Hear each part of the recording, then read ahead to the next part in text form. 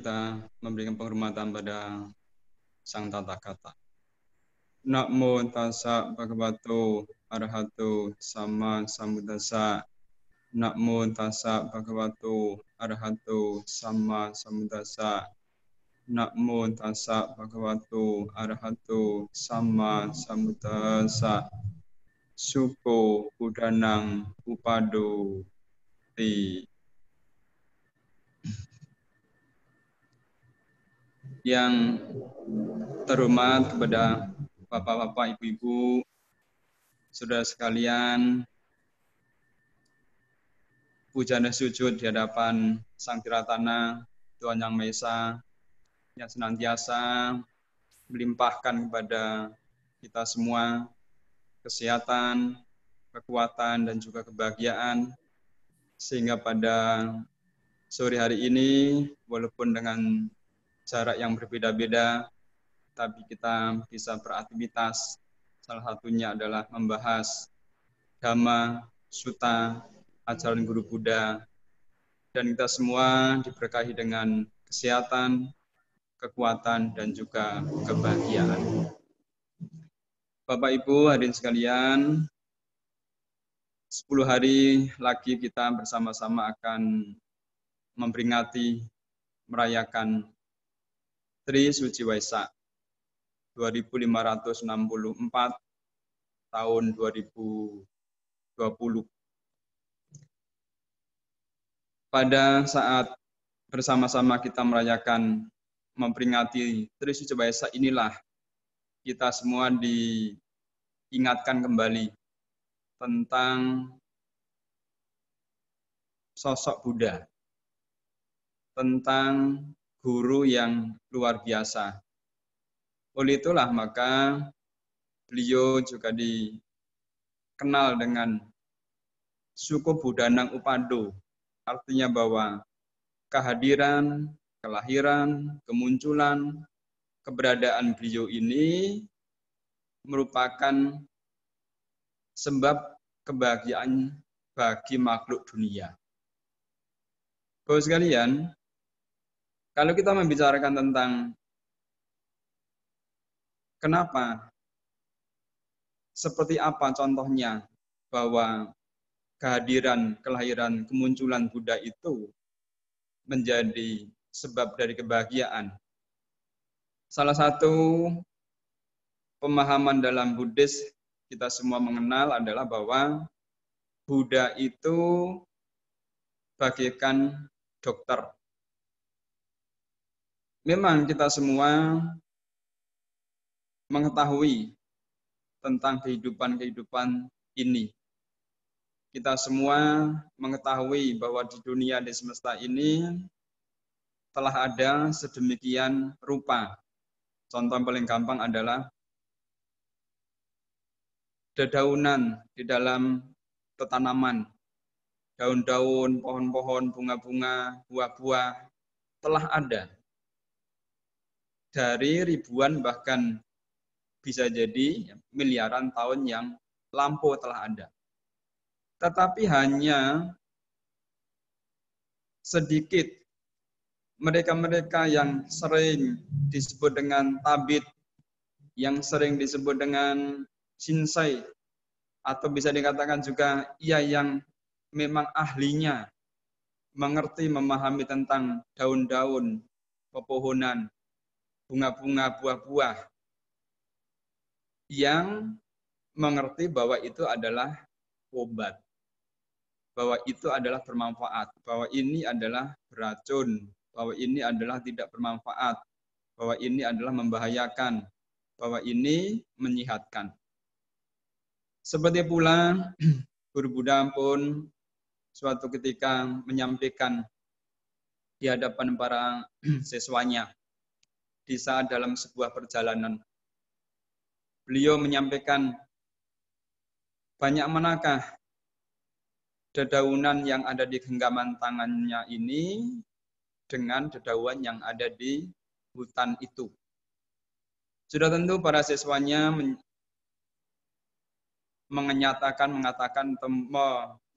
bahwa pasti guru banyak yang ada di hutan itu, dedaunan dibandingkan dengan yang digenggam di tangan guru.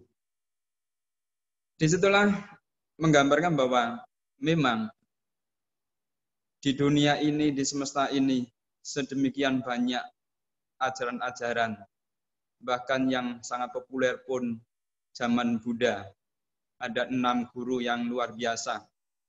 Itu pula lah yang menggambarkan bahwa sedemikian banyaknya tentang ajaran-ajaran di semesta di dunia ini, namun dengan kehadiran Buddha itu seperti kehadiran tabib, seperti kehadiran shinsei atau dokter yang mengerti tentang manfaat dari dedaunan yang ada di sekitar kita. Disitulah yang akhirnya kita sebagai manusia, kita sebagai penghuni semesta, kita sebagai makhluk yang masih berjuang ini, dengan kehadiran Buddha menjadi begitu gembira bahagia. Kalau di gambar ini kira-kira digambarkan kenapa ada Buddha, kemudian kanan kirinya sedemikian banyaknya aneka orang-orang yang berbeda-beda. Disitulah maksudnya bahwa mempunyai arti, mempunyai makna, Buddha adalah pusat dari semua latihan spiritual menuju pencerahan yang tertinggi tersebut. Oleh itulah, dalam slide yang selanjutnya, ada beberapa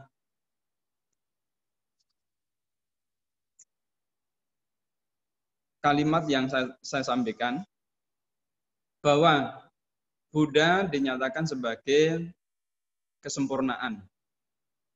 Jadi di saat kita bersama-sama memperingati, mengenang kembali, merayakan Trisuci Waisak, memang Trisuci Waisak adalah memperingati 3 peristiwa suci, kelahiran, pencerahan, atau pencapaian kebudaan, dan parinibbana.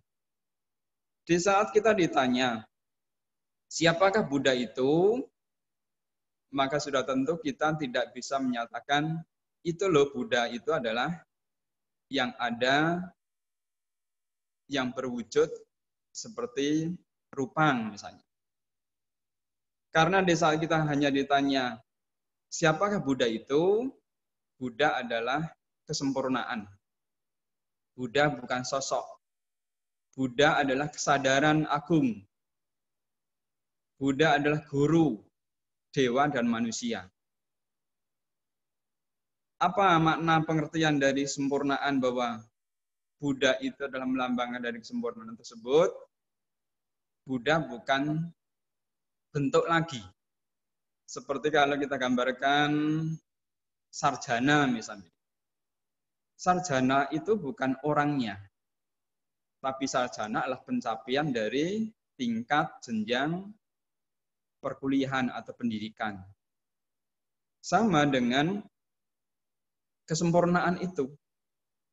Apalagi kesadaran agung. Kan bukan wujud, bukan bentuk dari orangnya. Baru kalau kita ditanya sama Sang Buddha, disitulah ada orangnya. Ia yang mencapai kesempurnaan. Tapi kesempurnaan itu sendiri adalah bukan orangnya. Kemudian pertanyaan sering berlanjut. Lalu bagaimana di saat kita menyatakan aku berlindung kepada Buddha? Sebagai umat Buddha, kita semua selalu mengucapkan Buddhang Saranang Gacchami, aku berlindung kepada Buddha. Berlindung kepada yang mana? Apakah kepada rupang itu? Sudah tentu bukan. Kepada kesempurnaan itu sendiri. Kalau kita gambarkan secara simpel, kesempurnaan itu seperti halnya energi. Seperti halnya getaran atau gelombang. Berarti nilai dari kesempurnaan yang dimaksud di sini adalah ada di semesta ini. Di saat kita menyatakan berlindung kepada Buddha, berarti kita adalah mengarahkan kesadaran, pikiran, batiniah kita menuju pada energi yang sama. Di saat kita berada di dimensi energi, gelombang, kesadaran yang mengarah, bahkan kalau bisa menuju kepada yang sama, karena sudah tentu tahapan-tahapan untuk mencapai kesempurnaan itu adalah tidak langsung. Kita semua memahami bahwa tingkat kesucian pun mempunyai tahapan-tahapan. Ya sudah tentu kita sebagai manusia biasa menjadi tahapan yang paling sederhana, yang paling dasar. Oleh itulah maka Pancasila Buddhis itulah menjadi dasar yang luar biasa. Karena dari situ sesungguhnya kita telah mempunyai pijakan mengarah kepada Buddha. Kalau bisa digambarkan, kalau kita mau sekarang saya ada di Jakarta. Kalau bisa digambarkan, oh Buddha itu ada di utara misalnya. Berarti dengan kita berlatih dengan sila, 5 sila sebagai dasar, itu seperti kita telah mempunyai peta. Telah mempunyai peta untuk menuju kepada arah kesadaran, kesempurnaan dari Buddha itu. Guru para dewa dan manusia. Dari sinilah, kalau tadi kita sampaikan, karena kehadiran tabit, karena kehadiran shinsei itulah akhirnya kita menjadi tahu bahwa ini dedaunan bermanfaat, buah-buahan ini bermanfaat, bahkan pohonnya, kulitnya ini bermanfaat. Karena ada tabit atau karena ada shinsei itu. Seperti itulah juga kehadiran Buddha itu kita menjadi mengerti tentang kehidupan, pasti. Saya yakin di antara kita mempunyai pengalaman dari proses perjalanan kehidupan yang berbeda-beda. Saya sendiri memahami tentang Dhamma itu juga baru belasan tahun. Artinya di saat usia-usia belasan tahun. Saat itulah kita memahami bahwa, oh ternyata hidup ini adalah merupakan proses perjalanan, merupakan perjalanan yang harus dilalui. Tidak ada sebuah perjalanan itu adalah lurus-lurus terus. Pasti ada belok kanan, belok kiri. Bahkan juga bisa naik turun. Bahkan bisa pada saat tertentu terprosok, kejeblos, atau juga kesandung dan lainnya, kepleset. Itu sebuah hal yang wajar. Sebuah hal yang manusiawi, kita sebagai manusia biasa. Nah, dari pemahaman seperti itu, muncullah menjadi spirit, semangat untuk terus berlatih. Sama persis dengan 5 sila tadi. Aku bertekad untuk melatih diri. Aku bertekad melatih. Kalau kita berpatungan pada melatih, berarti bukan tidak ada suatu halangan dalam pengertian gagal. Karena sebuah latihan itu adalah terus-menerus. Selama kita hidup, maka selama itulah kita berlatih. Sehingga harapannya dengan kita sudah terlatih, semakin terlatih menjadi semakin baik. Di dalam kehidupan kita sering digambarkan seperti kita ini di tengah-tengah samudera. Di tengah-tengah samudera Kita semua pasti pernah melihat bahwa samudera lautan itu tidak pernah berhenti dalam sekejap. Pasti selalu bergelombang. Ada kalanya gelombang kecil, ada kalanya gelombangnya lebih besar, lebih besar, lebih besar. Kemudian hanya ia para pelaut-pelaut yang tangguh, yang mau belajarlah, yang berani menyeberangi samudra itu.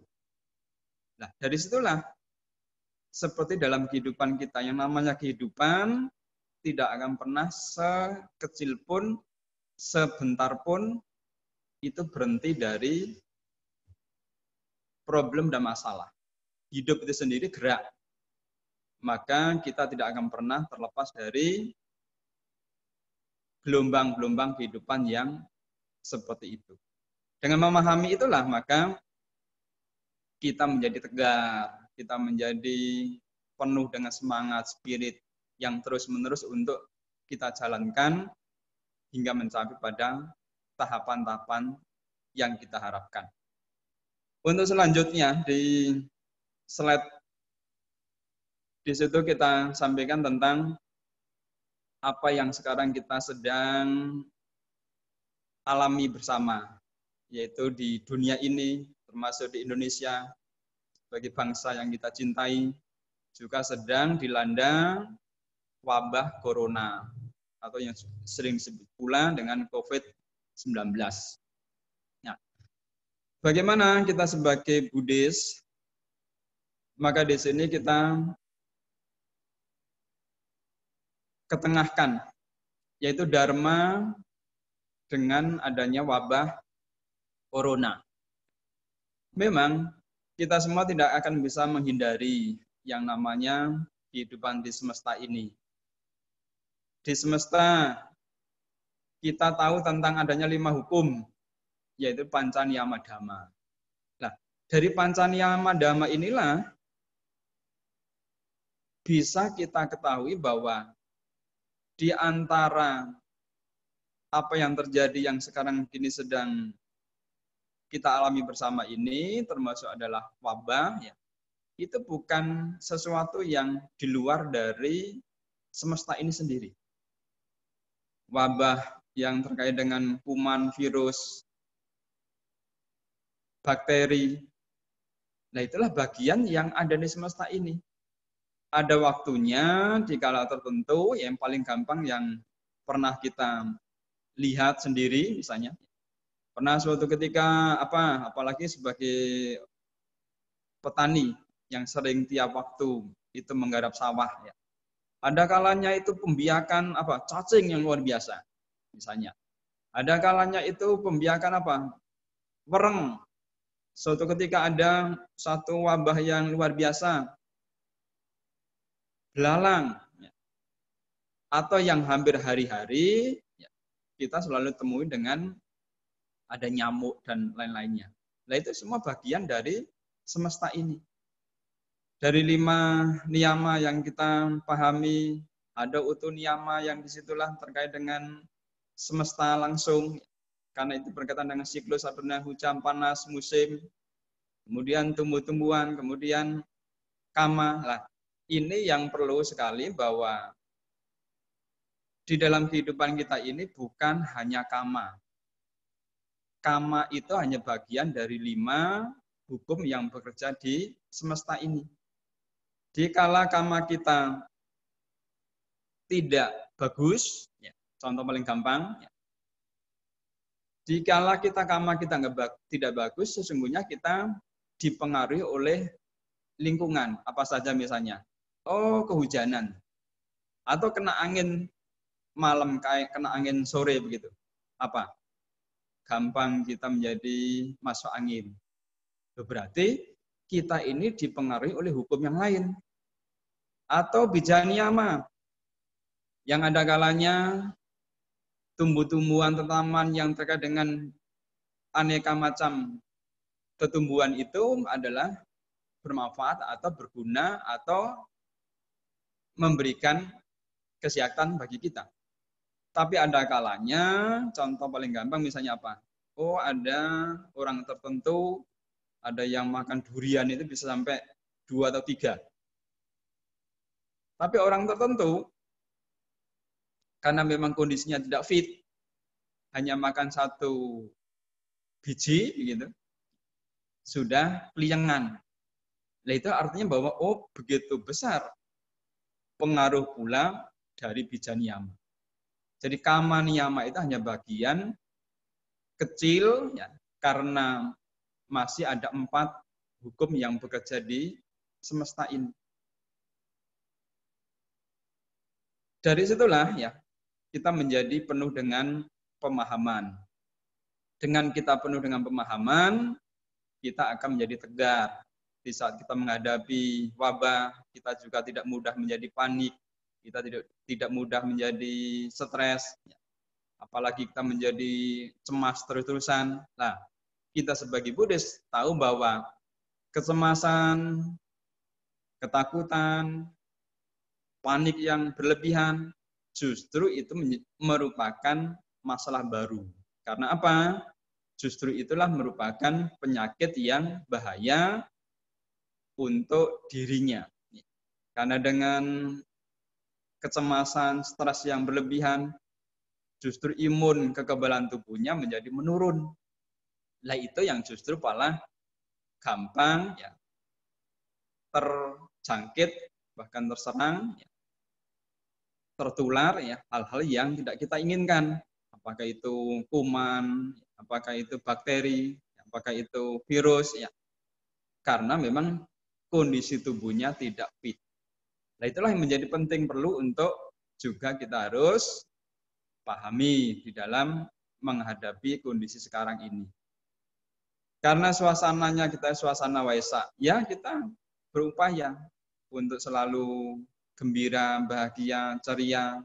Kita harus ingat bahwa modal utama untuk bisa mendapatkan sesuatu yang berharga itu ternyata harus diawali dengan canda. Apa itu canda? Ternyata lah kondisi hati, pikiran yang gembira, yang bahagia, menyenangi, menyukai hal-hal apa yang sedang dihadapi. Mungkin kita mulai dari bangun pagi dengan ceria, kita menjalani aktivitas dengan gembira, dengan sukacita, dengan bahagia. Ternyata itu menjadi awal untuk memperoleh yang kita harapkan, yang kita inginkan. Dengan canda pasti kita menjadi pikiran batin kita menjadi tenang, menjadi damai, menjadi kokoh. Maka digambarkan di Cita Niyama, di saat-saat ada kondisi yang kurang bagus, pikiran itu bisa menekan fisik pula, mempengaruhi fisik pula. Sehingga fisik kita menjadi juga kurang fit. Nah, itulah yang menjadi perlu penting bahwa saat bersama-sama kita merayakan Trisi Waisak yang 10 hari kemudian akan tiba, mari kita senantiasa bersukacita, bergembira. Maka itulah pada diskusi bersama, sharing bersama pada sore hari ini, kita mengambil tema Suko Buddhanang Upado. Karena dari kita mengingat bahwa kehadiran Buddha itu seperti kita ketemu dengan tabit, seperti kita ketemu dengan shinsei, seperti kita ketemu dengan guru. Dan itulah memang Buddha adalah guru yang menunjukkan, yang mengarahkan, yang menganjurkan, bahkan juga menuntun untuk proses perjalanan kehidupan yang lebih baik selanjutnya. Itulah dasar bincang-bincang singkat pada sore ini untuk kita bisa sharing bersama dan semoga semua makhluk berbahagia. Sabe sata bawantu sukitata. Sadu, sadu, sadu. Ya, anumodana Bante atas pemberian damanya. Jadi ya memang kita harus meningkatkan canda jadinya ya Bante, ya harus membangkitkan Baik, canda ya Bante. baik, baik. Ya. Mungkin ada pertanyaan dari Bapak dan Ibu. Dibuka sesi tanya jawab. Ya, Kalau yang bisa bentuk sharing. Jadi dari yang lainnya bisa nyampaikan juga tentang pemahaman dhamma yang dengan topik yang kita bahas ini. Itu juga baik juga.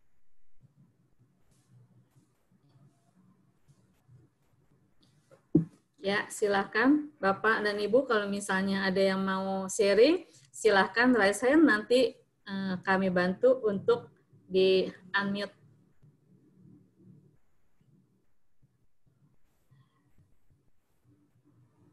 Di sesi ini ada bergabung juga Pak Slamet Rojali, Pak Yuda, Pak Pras dari Surabaya, Pak Yuda dari Surabaya. Terima kasih. Ya, mungkin ada yang ingin ya, kita perbincangan dhamma untuk sore hari ini. Kami persilakan.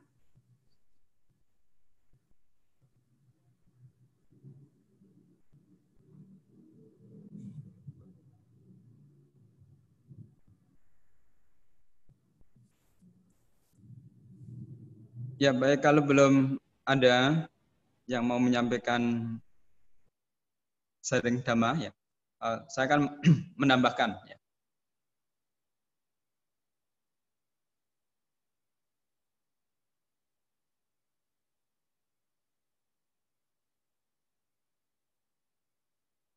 Ya,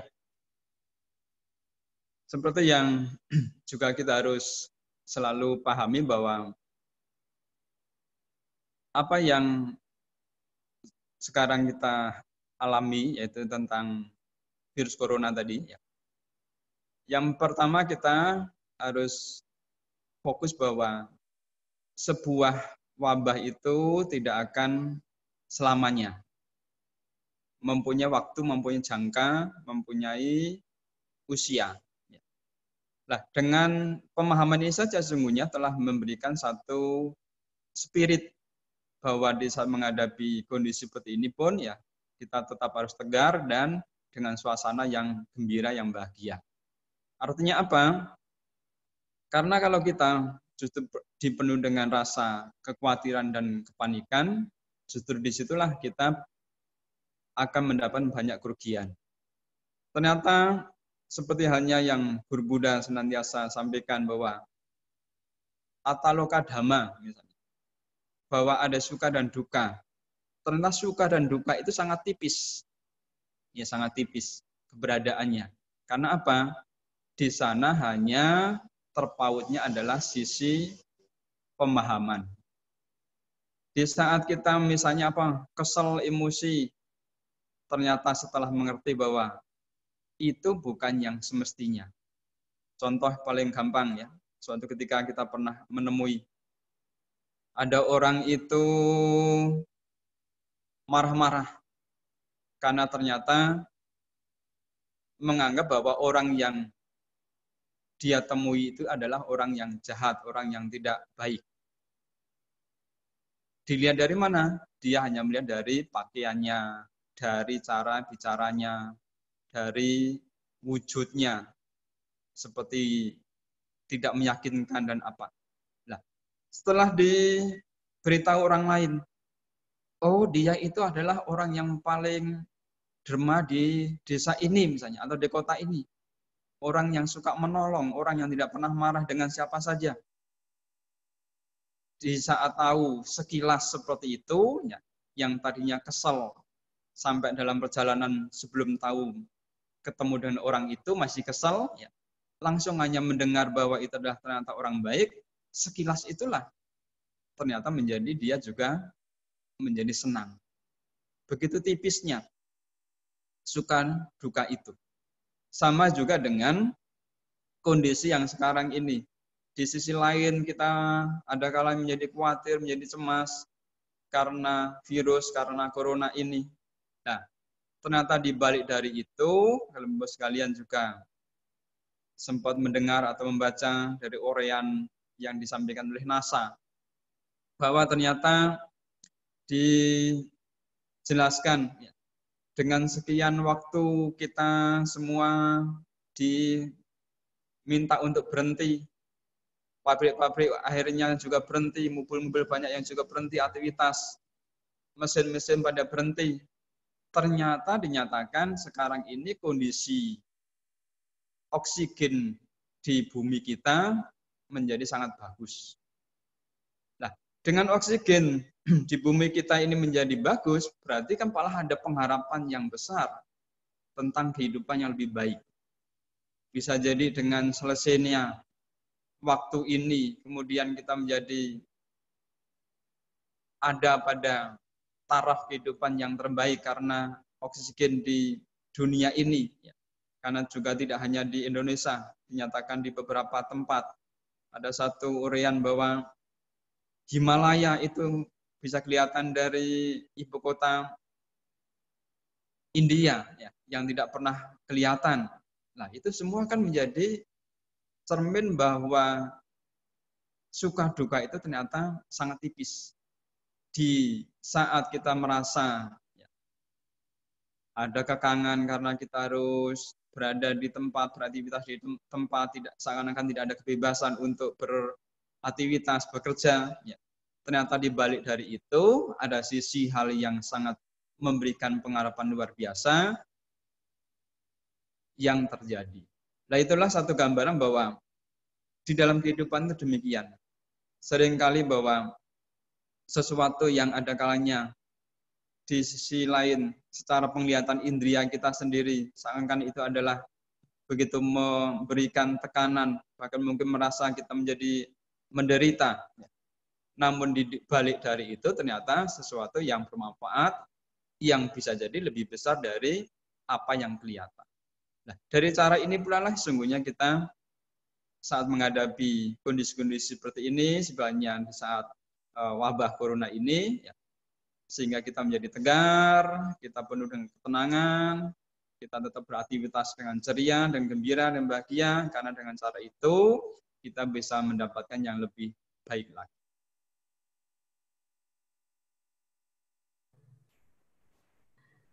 Ya, Bante. Memang kita harus bahagia, harus tegar, ya Bante, ya, menghadapi keadaan seperti ini. Tapi ini sudah memasuki minggu keempat, masuk minggu kelima, kita tetap harus di rumah saja, Bante. Jadi bangun tidur, ya itu lagi kegiatan yang dilakukan ya Bante. Ya kadang ya membuat bosan, membuat ya stres juga itu Bante, karena kan memang kita sudah terbiasa keluar berbincang-bincang atau misalnya ya ada kegembiraan lah, misalnya pergi ke mall atau pergi ketemu dengan teman. Ini di rumah saja Bante, bagaimana supaya canda ini bisa kita pertahankan gitu loh Bante. Kegembiraan dari batin ini bisa kita pertahankan. Baik. Pertama tadi kan bahwa kondisi seperti ini tidak akan selamanya. Bahkan saya tadi membaca uraian ya di dalam satu media ya bahwa menyatakan memang di Indonesia ini karena baik itu secara penetapan tentang keberadaan corona ini maupun juga mungkin prosesnya yang berbeda dengan yang lain ya, sehingga di Indonesia bisa nyatakan akan sampai pada 3 Juni ya, sampai 3 Juni bisa akan berakhir. Nah, kemudian akan ada yang lebih cepat di beberapa daerah atau negara ya, beberapa negara itu lebih cepat dari kita ya. Nah, inilah menunjukkan bahwa sungguhnya waktu ya, bahwa wabah atau corona itu bisa mempunyai jangka waktu. Ya memang seperti hanya apa kalau kita bisa digambarkan adalah musim saja ya. Kalau di negara tertentu itu mungkin mereka sudah terbiasa ya, karena di saat musim salju yang hebat tidak bisa beraktivitas bahkan mungkin lebih dari masa corona ya, mereka bisa bertahan tetap beraktivitas di rumah dengan gembira, tetap bahagia, ya. Ya memang kita sebagai bangsa Timur ini, apalagi di Indonesia, memang tidak pernah mengalami seperti itu, sehingga baru kita berapa minggu ini serasa menjadi sedemikian. Tetapi kita harus ingat, ya, ternyata kita ini ternyata bagaimanapun dan dimanapun itu dilatih untuk hidup sendiri. Dilatih untuk hidup sendiri. Lalu siapa yang kita contoh, ya, itu adalah pertapa. Ya, pertapa. Bahwa pertapa itu, ya, kita tidak pernah melihat, ya, pertapa itu mungkin walaupun tinggal di guanya yang pengap, guanya yang mungkin juga tidak bagus, padahal juga mereka tidak pernah lihat TV misalnya, nonton dan lain-lainnya, ya, yang hanya di situ. Tetapi kenapa pertapa itu tidak pernah kelihatan uring-uringan misalnya, atau kesel misalnya, atau marah misalnya, atau emosi misalnya. Selalu dalam kondisi yang tenang, yang ceria, yang segar begitu. Nah, kenapa? Ternyata itu tadi. Kita dalam kehidupan ini ada dua sisi, yaitu kehidupan lahiriah dan kehidupan batiniah. Karena pertapa itu adalah fokus berada dalam kehidupan batiniah, ya, maka sama sekali tidak terganggu, tidak terusik, tidak merasa menjadi tidak senang, ya, dengan keberadaan walaupun hanya di gua atau mungkin malah di bawah pohon saja. Nah, sesungguhnya kita ini mau tidak mau, ya, sewaktu-waktu kapan saja itu harus berada dalam kondisi seperti itu. Contoh paling gampang apa? Pasti suatu waktu, ya, di saat dalam walaupun kondisi keramaian, misalnya kita janjian kepada seorang di sebuah tempat misalnya. Lalu ternyata lama belum ketemu. Artinya sudah ditunggu-tunggu lama ternyata belum sampai. Nah, kalau kita hanya fokus bahwa dengan keberadaan fisik, artinya keberadaan yang kelihatan gitu, ya, kita pasti menjadi marah, kesal dan lainnya. Tapi coba kalau kita lalu kita melihat bahwa, oh iya, kenapa pertapa itu juga diam sendiri, tidak ada yang lain juga bisa happy, gembira, bahagia. Kenapa saya tidak bisa? Padahal juga kita sama-sama hanya seperti pertapa itu. Fisiknya sama, apa yang kita punya juga sama, batin dan jasmani itu. Inilah, ya, salah satu sepertinya kita diingatkan kembali bahwa di saat kita harus di rumah, ya, dalam pengertian untuk harus diam dan tetap masih bisa beraktivitas. Yang menjadi lalu perlu dipahami lagi adalah pola, ya. Nampaknya sekarang ini secara tidak langsung mau tidak mau, ya, harus ada pola yang berubah. Pola yang berubah. Kalau dulu semuanya aktivitas itu dilakukan harus langsung berhadapan misalnya, ya, ternyata sekarang dengan cara yang berbeda. Nah, itu juga pola yang bisa dilakukan, ya, walaupun nampaknya sih kalau dilihat dari, ya, penelitian, riset-riset yang telah dilakukan ini, ya, bahwa keberadaan ini tidak akan lama. Nah, jadi itulah yang juga menjadi ketegaran bagi kita untuk terus berada dalam aktivitas saat ini di rumah. Ya, baik, Bante. Terima kasih. Ya. Jadi memang kita harus bisa menerima dan kita juga harus berubah untuk menerima apa yang dihadapi sekarang jadinya, Bante, ya. Benar, ya. Bante, ada pertanyaan dari Pak Benyamin Bun. Selamat sore, Bante. Sebagian orang menganggap bahwa wabah ini merupakan cara alam memurnikan dirinya. Bagaimana menurut Dhamma? Apakah ini bentuk kerja Dhamma Niyama juga? Iya, benar. Jadi itu bagian dari proses yang ada di semesta ini sendiri, bahwa virus, bakteri dan lain-lainnya, ya, itu menjadi bagian dari yang ada di semesta ini sendiri, ya, di dalam kehidupan kita ini, bahwa mereka juga ada waktunya, ada kalanya yang bisa muncul, ya, memang yang sekarang ini tidak kita nyana bahwa ternyata yang terjangkit itu adalah manusia. Ya. Kalau yang sering ya kita temui itu kan sebenarnya kebanyakan kepada apa? Kepada binatang ya. Ada unggas-unggas ya. Ada lagi pernah babi dan lainnya ya. Artinya yang kepada binatang itu lebih banyak sering kita temui ya, yang terkena dengan terkait dengan wabah seperti itu. Nah ini memang ya tidak disangka bahwa ternyata ini kenanya kepada orang, kepada manusia. Nah, kembali lagi bahwa apa yang terjadi ini tidak lepas dari dhamma niyama itu sendiri.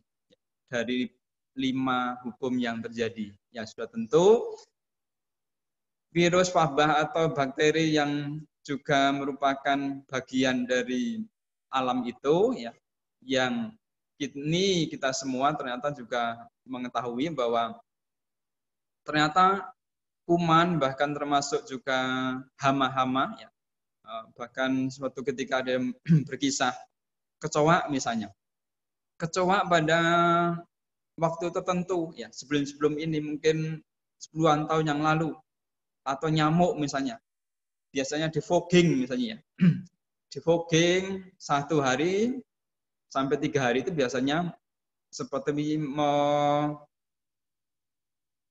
menjauh ya, tidak ada lagi ya, setelah di fogging itu. Nah sekarang kemarin diceritakan, lah di fogging pagi kok sorenya sudah banyak lagi begitu. Nah itu yang terjadi. Bahkan juga sering kita mendengar dari para petani ya di desa-desa. Mereka juga mengatakan bahwa dulu itu kita semprot sekali 2 kali, wereng itu, lembing itu, bahkan juga belalang itu ya, sepertinya tidak ada lagi, artinya dia bisa menjauh begitu ya. Nah sekarang dengan disemprot bahkan beberapa kali, bahkan juga obat yang volumenya ya itu bisa lebih dari yang sebelumnya ya. Nah ternyata sekarang seperti menjadi lebih kuat seperti itu.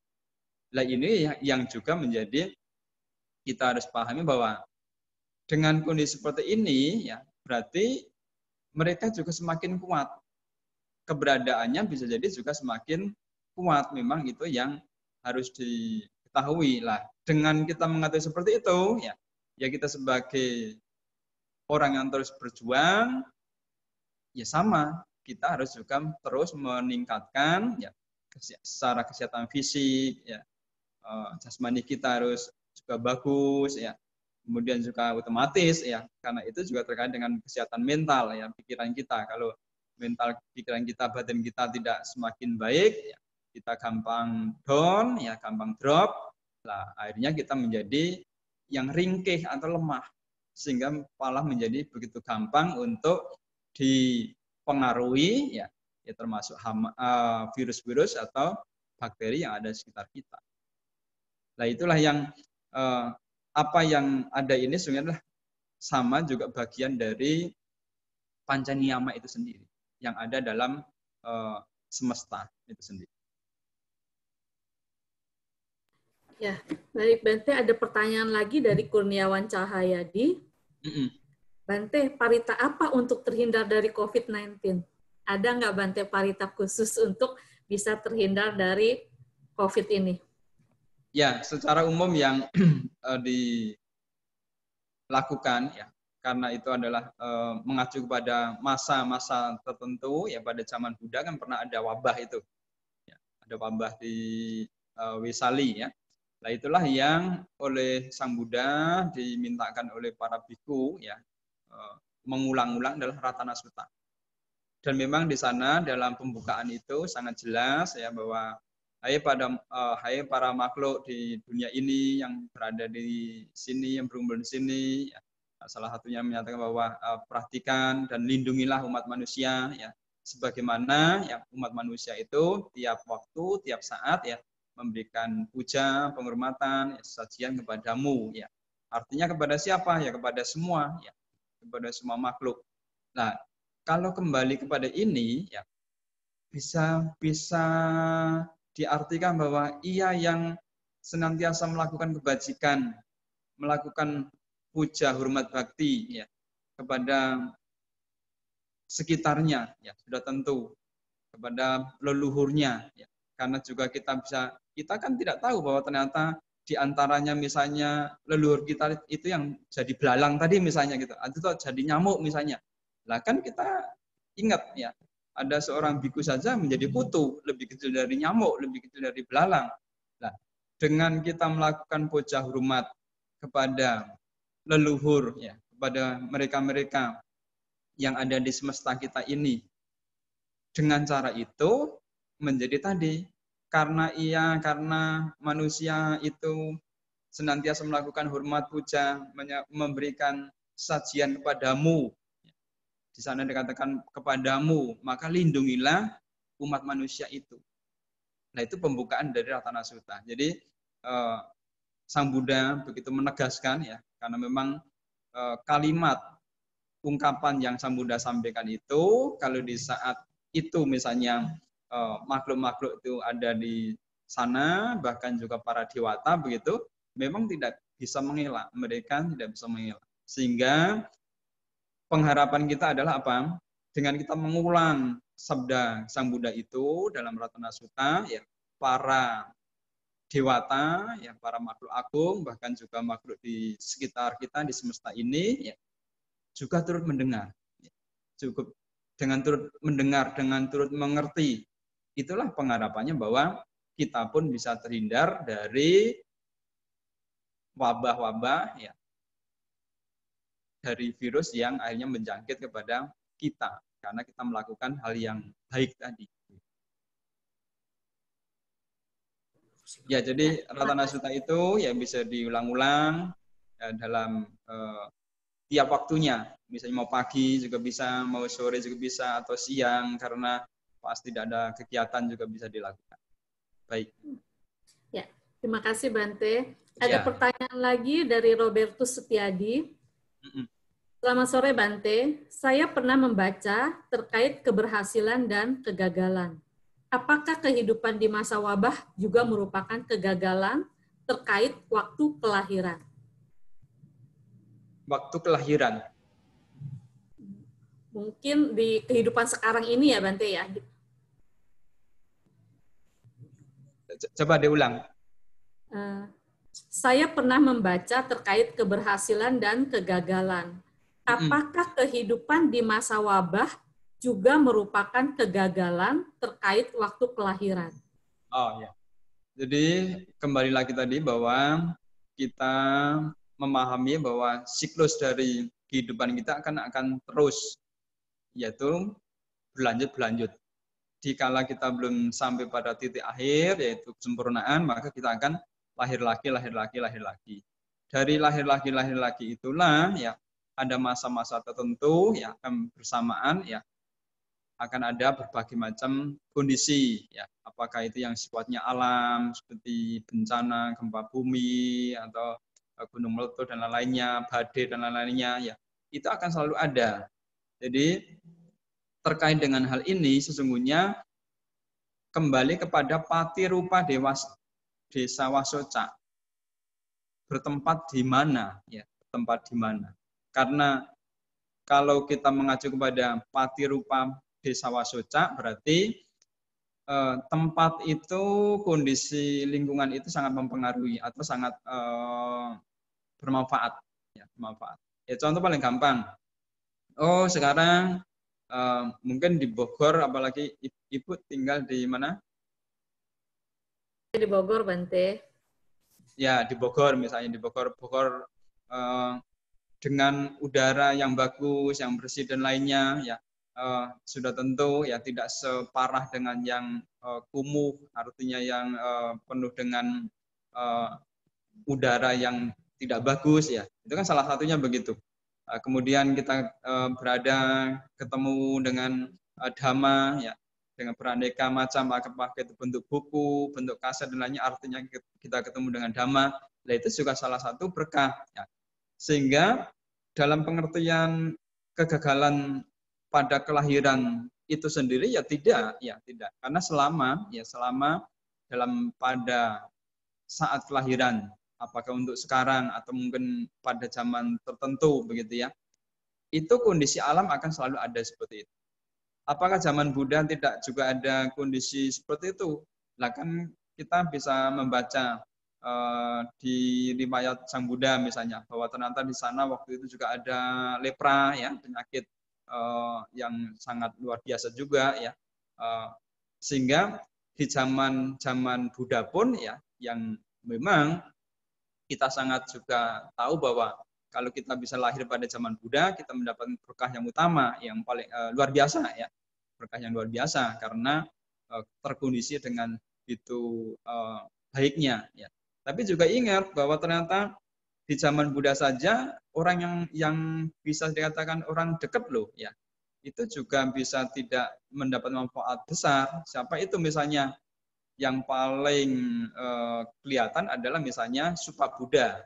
Siapa itu? Mertuanya sendiri, ya, yaitu adalah ayah, ya, dari Yasodhara, ya. Saat itu tuh karena tidak meyakini tentang Buddha itu, akhirnya tidak mendapat manfaat, ya. Sehingga kalau kita merujuk bahwa tentang kelahiran dan kegagalan itu, ya, bukan serta-merta karena kelahirannya, tapi karena suatu keberadaan. Dan harus ingat bahwa kapanpun, dimanapun, ya, bahkan kita tahu, ingat, ya, bahwa di alam surga, di alam para dewata saja misalnya, ternyata juga ada di sana masih ada peperangan, masih ada rebutan, mereka masih saling iri dan lainnya lah. Itulah yang menggambarkan bahwa di kehidupan manapun yang masih dinaungi oleh pancakanda dan tanha, ya, harus ingat ada tanha, ya, itu selalu pasti ada terkaitnya ada ataloka dhamma, 8 kondisi dunia.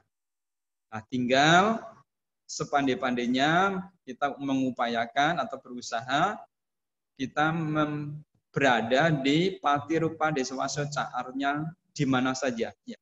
Kita bertempat tinggal yang cocok, yang sesuai, yang mendukung untuk perkembangan dari kehidupan ini. Nah, itulah yang terbaik. Ya, terima kasih Bante. Ini selanjutnya ada pertanyaan dari Ibu Jani. Silakan Ibu Jani. Sudah di-unmute, silakan Bu Jani.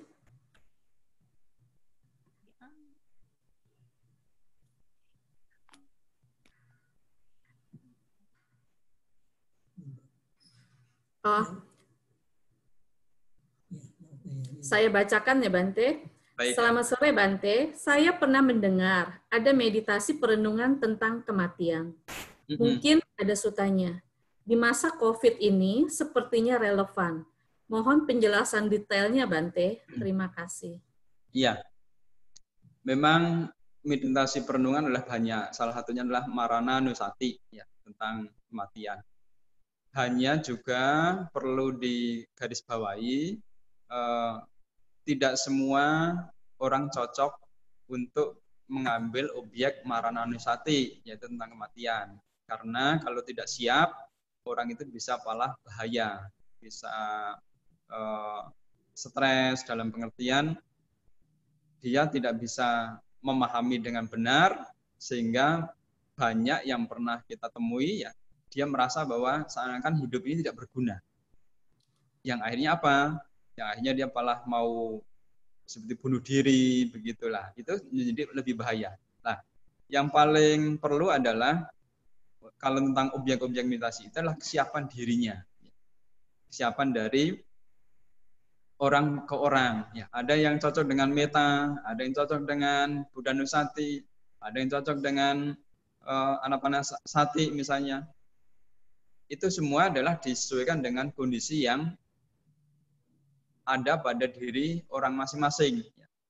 Kalau toh misalnya mau mengambil objek dari Marananusati itu, ya, semuanya ada, ya. Di antaranya yang mereka ada yang mengambil objeknya itu dengan bentuk-bentuk orang, ya. Nah, sekarang kan gampang tuh, banyak foto-foto misalnya yang ambil di Google dan lainnya, ya, bentuk orang meninggal misalnya. Nah, caranya adalah bahwa saat itu dilihat dari mata biasa, ya, dilihat itu, ya, Setelah dilihat baru masukkan ya. Nanti objeknya itu ada dalam pikiran ya. Yang sering kalau digambarkan seperti di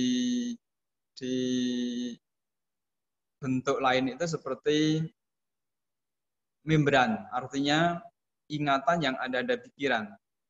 Jadi bentuk itu ya yang direnungkan bahwa itulah bentuk jasad ya atau orang meninggal begitu ya. Sama seperti sungguhnya meta ya. Meta ucapan semoga semua makhluk bahagia itu kan diucapkan pada awal, ucapan nanti di saat akhirnya sudah ada pada tersimpan di dalam gelombang pikiran ya. Nah, disitulah yang menjadi objeknya. Jadi sudah tidak mengucapkan tetapi gelombang itu masih ada dalam pikiran. Atau juga yang sering juga dilakukan tentang kasina. Ya, kasina, sinar. Di saat bagaimana cara mengambil objek kasina ya. Sinar dari cahaya itu yang dilihat ya, bentuknya dilihat dulu, dilihat. Setelah itu kita pejamkan mata ya. Setelah pejam mata maka disitulah ada gambaran cahaya. Gambaran cahaya itulah yang menjadi objek untuk meditasi selanjutnya. Kalau misalnya lalu hilang gambaran itu, bisa juga terbuka lagi. Matanya dibuka lagi, melihat lagi cahaya itu. Nah, sama persis seperti halnya dengan Marananusati. Hanya pemahamannya jadi beda atau apa yang direnungkan ya. Kalau kasina itu sebagai bentukannya sinar, ya otomatis kalau Marananusati adalah karena objeknya adalah kematian ya. Sehingga di saat itu merenungkan bahwa oh hidup ini artinya fisik ini ya akan diakhiri dengan kematian, bahwa fisik ini akan berhenti. Tetapi juga harus dipahami lagi bahwa fisik memang akan berhenti, tapi harus ingat selama kita belum mencapai pada kesempurnaan, maka batiniah akan meneruskan, akan melanjutkan. Nah, itu yang menjadi balance-nya ya. Jadi jangan sampai salah bahwa oh semuanya akan berakhir. Nah, inilah yang kadang-kadang menjadi orang stres ya, atau menjadi tidak bisa menerima ya. Bahwa seakan semuanya akan berhenti ya, lalu apa gunanya saya berbuat baik dan lain-lainnya lah.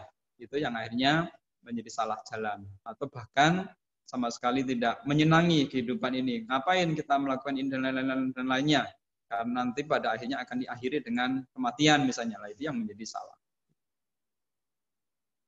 Ya. Terima kasih Bante. Baik. Bante, ada lagi pertanyaan. Ada yang ingin bertanya, kenapa umat hanya mementingkan diskusi dhamma daripada berdana? Padahal itu kan Silabata Paramasa, menganggap diskusi dhamma lebih tinggi daripada praktek. Sesungguhnya kembali kepada pengertian Dhammanusati.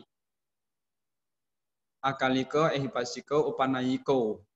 Bahwa dhamma itu adalah hasil dan prakteknya itu adalah tipis. Hasil dan prakteknya tipis. Seperti halnya kita berlatih belajar dhamma itu seperti kita minum. Di saat kita tahu bahwa oh itu air teh, lalu kita minum. Itu kan bukan nanti. Saat itulah saat kita tahu bahwa itu teh, lalu kita minum, ya langsung kita merasakan, oh teh itu seperti ini, ada pahitnya, ada manisnya, dan lainnya. Sesungguhnya teori, ya, pati-pati dengan teori dengan praktek itu, ya itu tidak ada bedanya, tidak jauh. Sesungguhnya di saat seorang diskusi dhamma sudah otomatis sesungguhnya secara langsung telah berlatih untuk juga memberi apa yang paling kelihatan. Seperti kita sekarang diskusi, lalu dengan diatur dengan waktu misalnya. Kalau kita tidak punya pemahaman memberi, pasti rebutan. Oh saya dulu dan lain-lainnya. Itu salah satu contoh paling gampang. Sehingga ada juga pemahaman begini. Lah iya, katakanlah menjadi Bante itu kebajikannya ada di mana? Atau paling gampang sekarang bukan jadi bantinya lah. Memberi dan menerima saat pindah patah misalnya. Di mana apakah yang paling besar lalu dikatakan di saat pindah patah ada orang memberi, lalu bantainya menerima.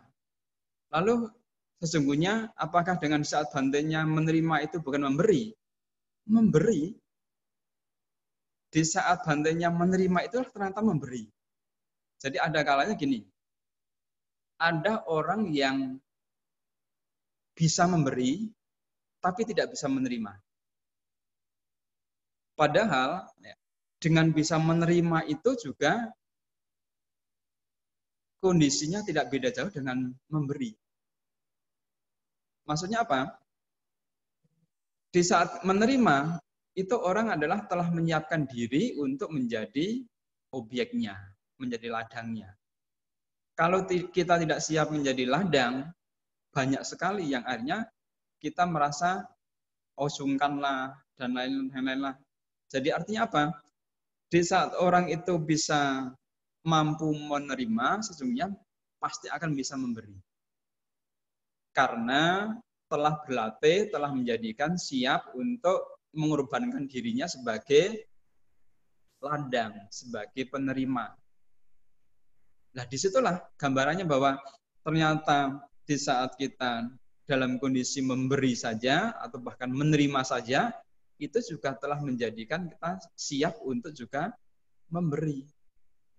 Yang sering ternyata banyak orang yang bisa memberi tapi belum bisa menerima.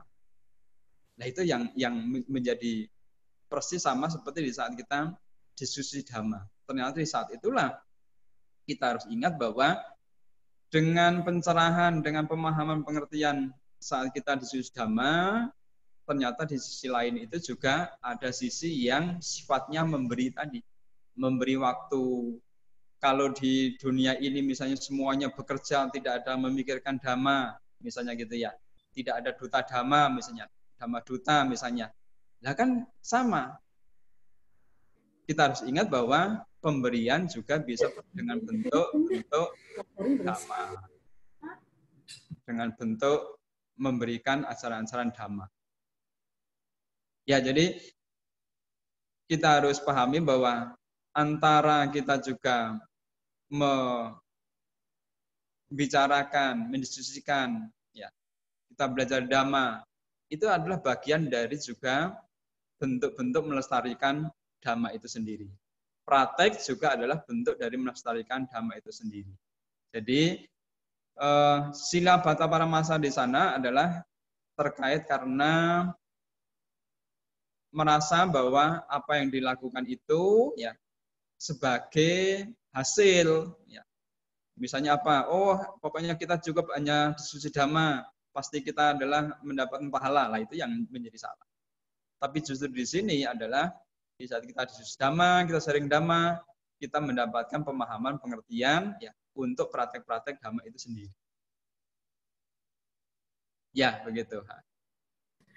Terima kasih Bante. Itu ada pertanyaan lagi dari Pak Wirawan Tusita dengan Ibu Nalita, ini sama sih ya. Bante ya. Saya mau nanya, virus itu termasuk makhluk hidup atau bukan Bante? Atau termasuk dari alam binatang? Pertanyaannya seperti itu Bante. Ya, jadi kalau kita tahu dari orian secara biologi maupun juga secara medis gitu ya, virus adalah bagian juga bakteri ya, bakteri. Kalau kita membicarakan apakah virus ini adalah makhluk hidup atau bukan, ya sesungguhnya termasuk kategori makhluk hidup. Kita ingat bahwa di kehidupan ini kan ada kehidupan yang tunggal dan kehidupan yang nama dan rupa. Ada yang tunggal, ada nama dan rupa. Sehingga memang sering dikatakan bahwa makhluk hidup itu adanya jasmani dan batin. Tapi harus ingat bahwa di tempat tertentu ya Sang Buddha sendiri menguraikan tentang adanya kehidupan yang hanya ada batin saja. Tidak ada tidak ada fisiknya. Ya. Ia hanya hidup dengan nama saja, ya. Tidak ada rupa. Nah itu juga ada. Ya. Sehingga kalau kita misalnya melihat bahwa itu adalah sekecil itu, ya, sekecil itu. Nah kita juga harus tahu bahwa kutu yang ada, ya, termasuk adalah seperti semut yang kecil. Ya, ternyata itu juga termasuk adalah makhluk hidup. Memang itu yang kita menjadi harus pahami bahwa usianya itu juga sangat pendek. Ya. Mereka seperti contoh misalnya apa, nyamuk saja ya yang ada di sekitar kita ternyata usianya sangat pendek dan terus akan seperti itu. Ya.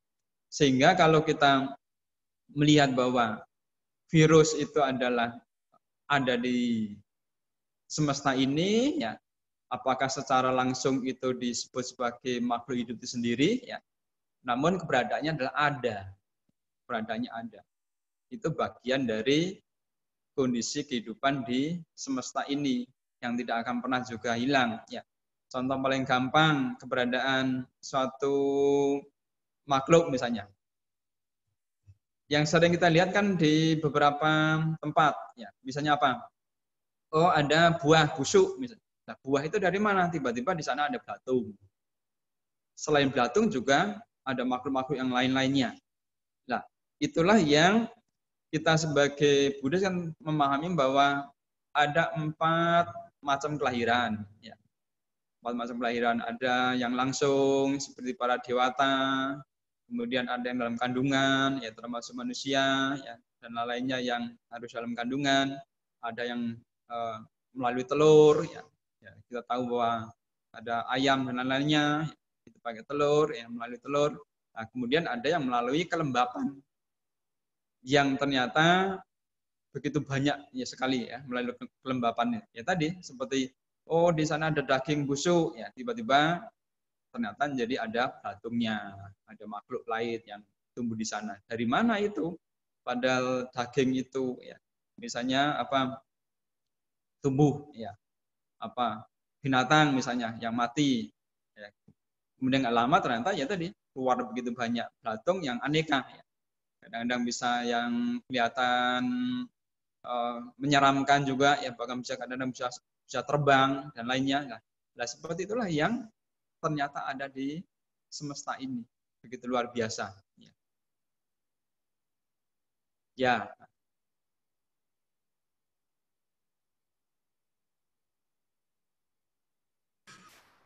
Ya, Bante, ada Baik. pertanyaan lagi dari Pak Heri Lim. Bila ada kelompok yang terjangkit wabah ini bersamaan, apakah di sana ada hubungannya dengan kama kelompok yang bekerja, Bante? Ya, memang kita sebagai manusia adalah memang tidak lepas dari kama itu sendiri, kama niyama. Tetapi juga harus selalu ingat bahwa kita ini berada dalam 5 cengkeraman hukum itu atau 5 proses hukum itu. Sehingga dalam pengertian kita berada dalam kondisi kama adalah di saat bersamaan. Ya.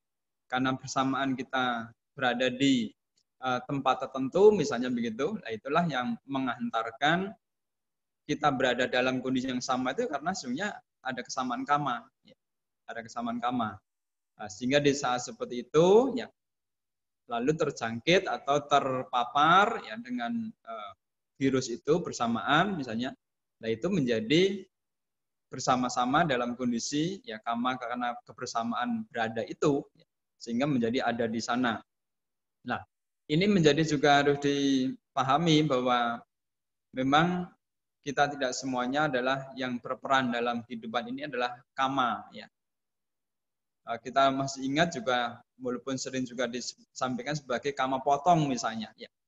Nah, ternyata kama potong itu yang berperan besar ternyata adalah lingkup dari apakah itu utuh, apakah itu bija yang artinya adalah hukum yang ada di sekitar kita. Contoh misalnya karena saat itu mau tidak mau atau memaksakan diri misalnya gitu ya, harus lewat ke suatu daerah. Ya. Tiba-tiba di sana terjadi adalah longsor misalnya. Ya. atau ketimpa pohon misalnya, ya akhirnya kita menjadi seorang itu menjadi celaka misalnya gitu. Nah, secara langsung ya dikatakan bahwa seakan-akan oh dia sudah kamanya. Nah, itu ya adalah karena kita berpandangan bahwa itu adalah karena kama. Tapi sungguhnya saat itu yang berperan besar lingkup itu adalah lingkupnya hukum yang lain. Bisa adalah utu niyama karena ada pohon itu ya, atau bija niyama karena pohon ya, sehingga atau utu karena proses terjadinya di sana ada tanah longsor misalnya. Nah, itulah yang juga sering ya, sehingga harus dipahami bahwa apa yang terjadi itu tidak selalu yang dominan adalah kama kita. Tapi dari 5 hukum itu harus dipahami bahwa akan juga mempengaruhi dalam kehidupan kita. Ya. Sehingga kalau tadi ya karena bersamaan ya, yang paling pas ya kita karena bersamaan misalnya di satu tempat yang sama. Atau juga berada di kondisi yang sama.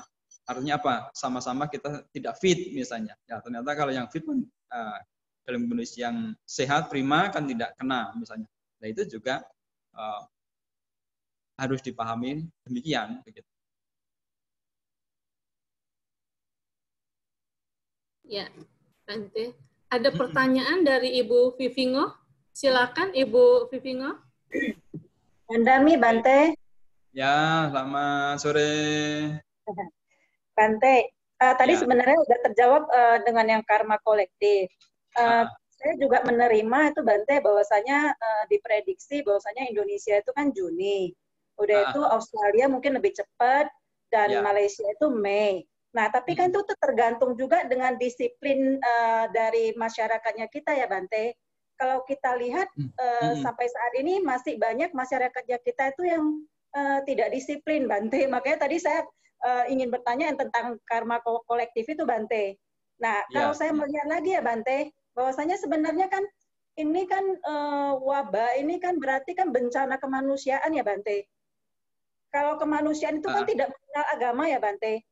Jadi apakah dari pemerintah itu pernah nggak mengumpulkan semua lintas agama untuk membahas hal ini? Karena kalau semakin lama nanti kan impactnya itu akan sangat luar biasa ya. Nanti bisa sampai ke social unrest segala macam gitu loh Bante. Dan itu juga kan tergantung daya tahan pemerintahannya kita, perekonomiannya kita. Jadi ini impactnya itu akan sangat luar biasa kalau umpamanya dari satu sisi masyarakatnya kita itu juga tidak disiplin, tidak menaati apa yang diiniin sama pemerintah Bante. Dan sanksinya juga kurang tegas Bante. Nah ini saya juga agak menjadi sedikit agak worry juga ya Bante. Karena kalau ini berkepanjangan, ini kan dampaknya itu akan efek dominonya itu akan luar biasa Bante. Jadi kita sebagai umat Buddhis Bante, apa yang bisa kita lakukan ya Bante? Anumodana Bante. Iya. Ya, selamat sore Ibu.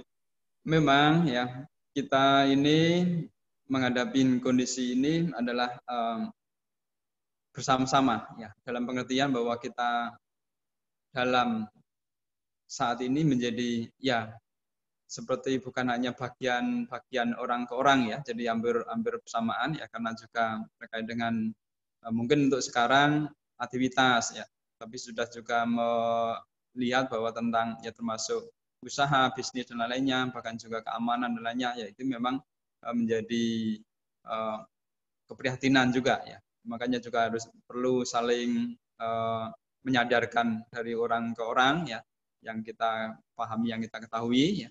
Nah, jadi dari prediksi kenapa Indonesia menjadi juga agak lebih lama ya karena posisinya ya, kondisi tentang keberadaan ya, baik itu secara orang ke orang, masyarakat kita memang sudah terbiasa kebal begitu ya.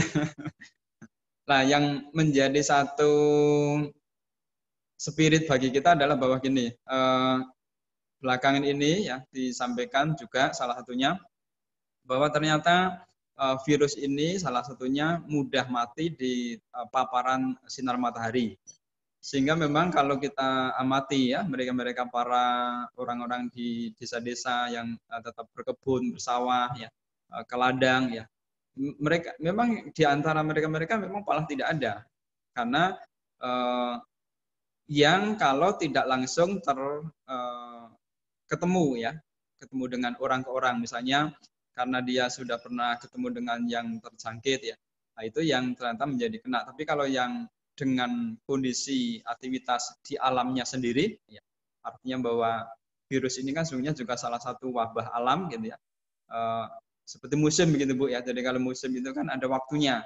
Nah itu ternyata kalau secara alam itu sudah tidak begitu besar seperti itu. Hanya dari orang ke orangnya yang terjangkit inilah yang menjadi problem. Seperti beberapa kasus mereka ternyata tidak menyampaikan bahwa pernah dicek di sana ya, itu ternyata positif ya, ternyata masih kesana kemari lah. Itu yang menjadi sedikit banyak menjadi ya satu rentetan untuk menjadi kita semakin lama. Nah, yang hal lain lagi adalah bahwa memang ya dengan semakin lama begini, apalagi pelaku-pelaku usaha misalnya begitu ya, ya semakin akhirnya menjadi panjang ya, tidak bisa berusaha. Lah ini juga memprihatinkan juga untuk kesiapan untuk kita. Bahkan kalau kita lihat di beberapa daerah ya, di desa-desa juga pola kehidupan masa sekarang ini sudah berbeda ya dengan sebelumnya. Kalau dulu adalah mereka kuat dengan petaninya ya, sehingga pangan itu adalah mereka pada nyimpan begitu ya, nyimpan masing-masing. Lah sekarang ini mereka nampaknya tidak begitu lagi ya, sehingga banyak yang ternyata harus kerja tiap waktu untuk mendapatkan penghasilan itu. Lah itu memang menjadi satu keprihatinan kita.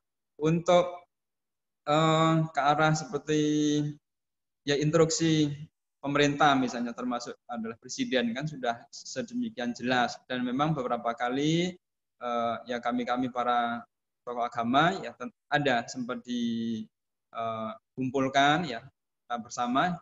Ya tetap arahnya adalah hal yang sama seperti disampaikan di media-media yang sifatnya adalah menjaga ketenangan, menjaga kebersamaan, gotong royong. Nah, itulah yang sesungguhnya diharapkan oleh para pemuka agama itu untuk menyampaikan kepada masyarakat, kepada umat ya, yang sama-sama ya memang ini adalah, kalau tadi juga sampaikan bahwa seperti bencana kemanusiaan ya memang ini adalah tidak membeda-bedakan, apalagi virus itu kan tidak hanya 1-2 orang, apalagi kelompok-kelompok yang tertentu ya, bisa juga kena untuk semuanya.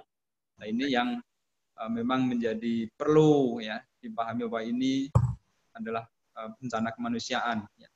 Dan disitulah kegiatan-kegiatan yang sudah dilakukan oleh kelompok-kelompok baik itu Buddhis lainnya ya nampaknya untuk semuanya, tidak hanya untuk kelompok tertentu. Ya, jadi begitu Ibu Hiwin ya. Namo Buddhaya Bante. Namo Buddhaya. Ini ada pertanyaan dari Pak Piandi Ang. Baik ya. Namo Buddhaya Bante, apakah orang tanpa gejala, orang yang sudah positif tanpa gejala, jika menularkan ke orang lain tanpa disadarinya, yang mengakibatkan kematian orang lain, apakah si pembawa virus tadi melakukan karma buruk? Iya. Kalau itu adalah tanpa sengaja, dalam pengertian memang orang itu adalah terjangkit, ya. Jadi kita kembalikan kepada yang dimaksud dengan kama, ya. Kama adalah berarti dimulai dari cetana. Karena orang itu tidak memiliki atau tidak berkehendak dengan niatan ya menjadi cetana itu ya, maka di sana dikatakan bukan menjadi kama, ya, bukan menjadi kama. Karena kalau misalnya orang itu memang merasa bukan merasa, jadi orang itu adalah sesungguhnya telah terjangkit begitu ya, tapi dengan tanpa niatan ternyata ketemu seorang, kemudian juga bisa berada di lingkungan itu misalnya gitulah. Tanpa didasari ya dengan niatan-niatan itu yang tidak menjadi kama. Hanya kita sebagai manusia biasa ini sangat sulit untuk melihat ya proses pergerakan dari pikiran itu sendiri. Di saat dalam kondisi pikiran kita itu yang kita tidak bisa membaca, ya contoh paling gampang, misalnya tangan kita atau badan kita digigit nyamuk, lalu kan tiba-tiba tangan kita refleks, ya refleks misalnya menepuk nyamuk itu, atau sekedar hanya menghibas nyamuk itu, refleks ya. Lalu kita harus tahu bahwa siapa yang menggerakkan fisik kita, ya kan ternyata pikiran. Jadi dari pikiran itulah bisa menggerakkan fisik itu. Nah, di sini memang menjadi lumayan pelik dalam pengertian ya. Cetana dalam pengertian kita tidak ada kehendak, tidak ada niatan, itu adalah memang menjadi domain, artinya itu akan berada dalam sama seperti terjadinya karma ya. Harus ada niatan, harus ada ucapan, harus ada tindakan ya. Nah, itu yang melengkapi ya. Di saat itu apakah orang itu dengan cetananya itu ya, atau juga hanya karena sekedar tadi misalnya karena dia tidak tahu ya, sehingga keberadaannya ada di situ gitu ya, ternyata menjangkitkan orang begitu, tapi tanpa didasari dan lain tadi ya. Nah, dan juga kan kelihatan semuanya kalau misalnya niatan dan lainnya itu akan terjadi. Misalnya apa? Oh, sudah tahu dia flu misalnya, atau batuk dengan sengaja misalnya, oh tidak menutup dengan masker atau dengan alat lain misalnya. Nah, itu kan kelihatan ada sisi-sisi yang bisa dikatakan sengaja atau ada niatan di sana. Jadi sesungguhnya bisa dilihat dari pola-polanya, sehingga akan sampai pada niatan menjadi kama tadi. Kalau ternyata hanya bersama-sama,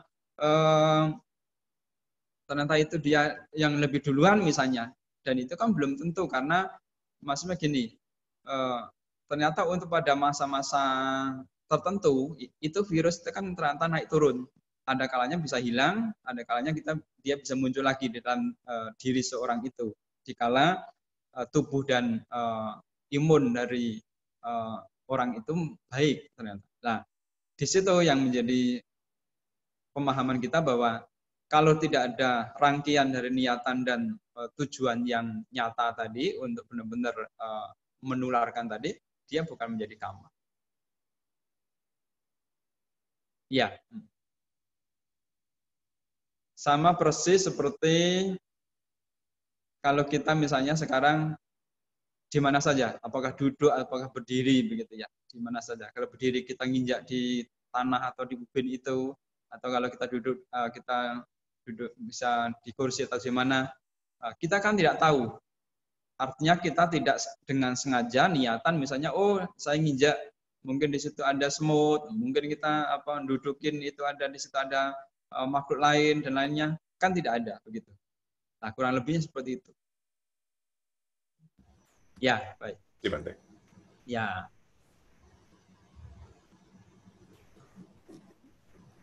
Bante. Ya. Selamat sore, Bante. Selamat sore. Ada pertanyaan dari Ibu Sumiati.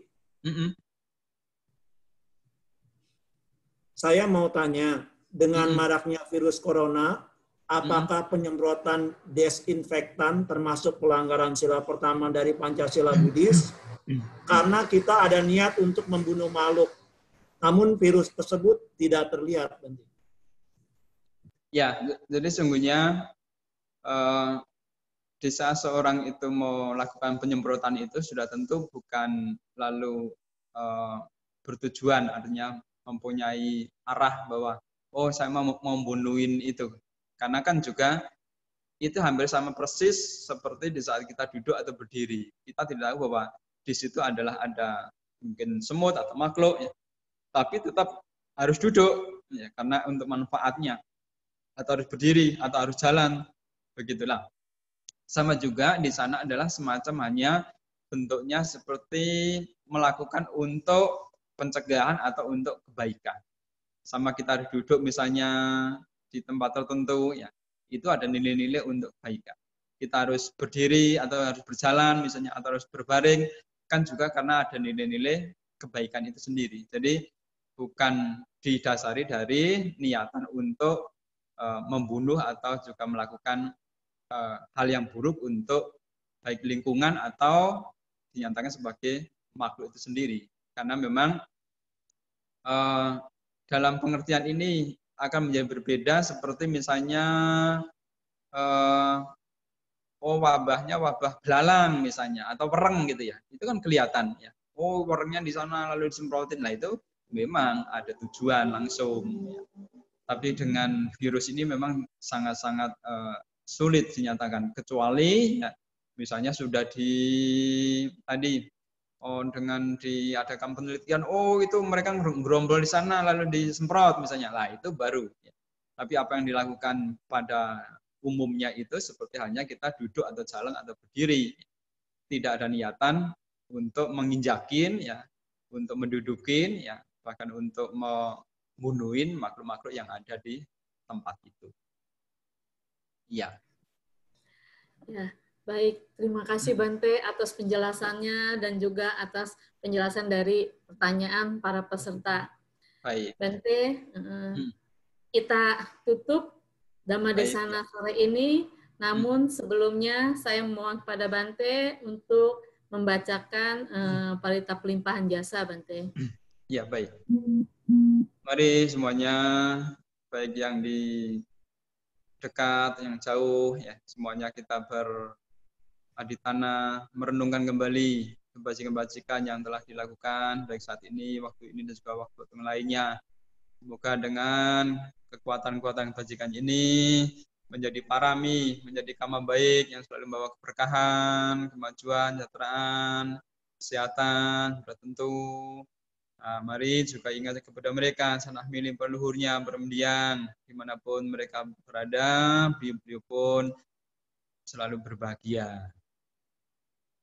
Ya tawar mahabura berintik sakrang ewa mewai tenang betenang pangkapati ijidang bentang tumhang ipamewan sami jantu sabi burintu sangapa caduo pandaraso yata manicoti raso yata sabi diawan santu saparo kowinan satu mante bawantuan Tarayo sugini kayungko bawa biwa dana sili sani cangudam pacaino cataro dhammawandanti ayuwano sukang palante antalah dasu kita wilha budasa sani aroga sugita hota sahasa behinya tipi bawatu sapa manglang rakantu sapa dewata sapa buddha nupawina sadasati pawante Bhavantu sabba manggalang rakantu sabba dewata sabba dhamma pawina sadasati bhavante Bhavantu sabba manggalang rakantu sabba dewata sabba sangha pawina sadasati bhavantu te